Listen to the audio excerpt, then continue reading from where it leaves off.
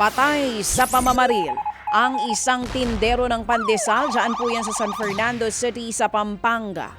Suspect sa krimen ang nakaalitan niyang kapwa tindero ng pandesal. Base po sa investigasyon, unang nakasalubong ang suspect at biktima sa kanilang ruta sa bayan po yan ng Bacolor. Nagkaroon po ng pagtatalo ang dalawa. Hinabol ng suspect ang biktima at naabutan sa San Fernando City.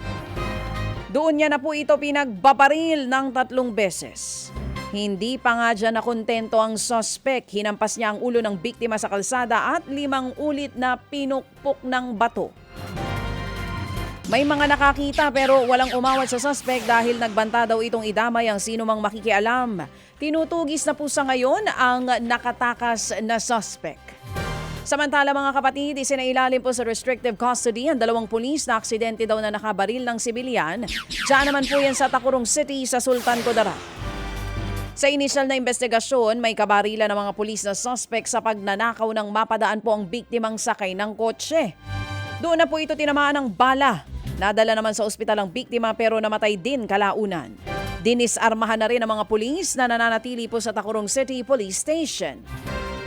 Samantala sa Albay, patuloy pa rin po ang pag-aalboruto ng Bulkang Mayon. Sa video po nakuha ng Fivox, kita ang pagbuga ng bulkan ng lava na dumaloy po sa Miisi Gully mag-aalas 7 ng gabi. Nagbuga din ito ng pyroclastic density currents o uson.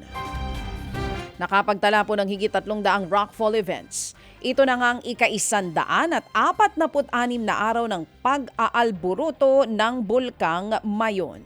Mga kapatid, patuloy po kayong tumutok sa 105.9 True FM para sa totoong balita, impormasyon, music and entertainment. Mag-subscribe sa aming YouTube channel at podcast at sundan nyo kami sa Facebook, Instagram, X at TikTok sa True Network PH.